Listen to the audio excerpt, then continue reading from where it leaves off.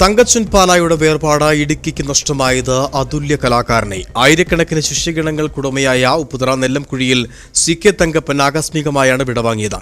കലാസാംസ്കാരിക രാഷ്ട്രീയ രംഗത്തെ അടക്കം നിരവധി പേർ തങ്കച്ചൻ പാലായുടെ വീട്ടിലെത്തി യാത്രാമൊഴിയേകി.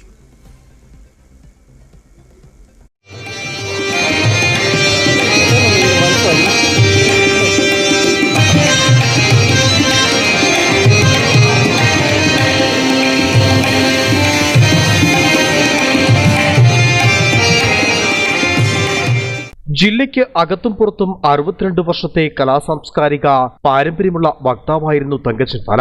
ഗാനഭൂഷണം GN പാപ്പാടി, റേഡിയോ കൃഷ്ണയ്യർ എന്നിവരുടെ ശിക്ഷണത്തിൽ 12ാം വയസ്സിൽ കുടിയേറ്റ ഗ്രാമമായ ഉപ്പുതറയിൽ അരങ്ങേറ്റം കുറിച്ച പാല തങ്കച്ചൻ സംഗീതജ്ഞൻ, ഹാർമോണിസ്റ്റ്, ഖാദികൻ തുടങ്ങി വ്യത്യസ്ത നിലകളിൽ പ്രവർത്തിച്ചിട്ടുണ്ട്.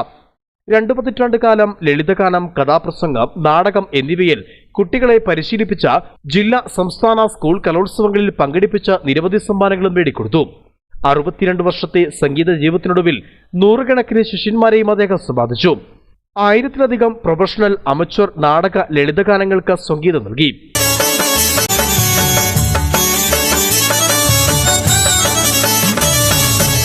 ആകാശവാണിയിൽ B ഗ്രേഡ് ആർട്ടിസ്റ്റായിരിക്കെ 300-ലധികം ലളിതഗാനങ്ങൾക്ക് ഈണം നൽകി.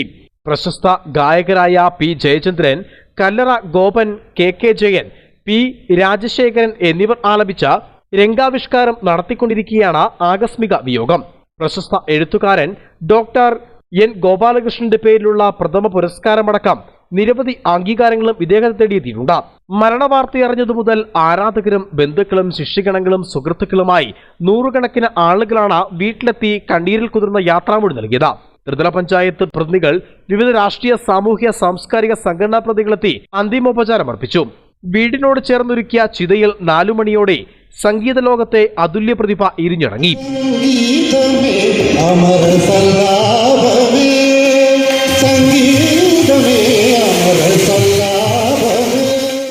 Idukki vision news, Upputhara.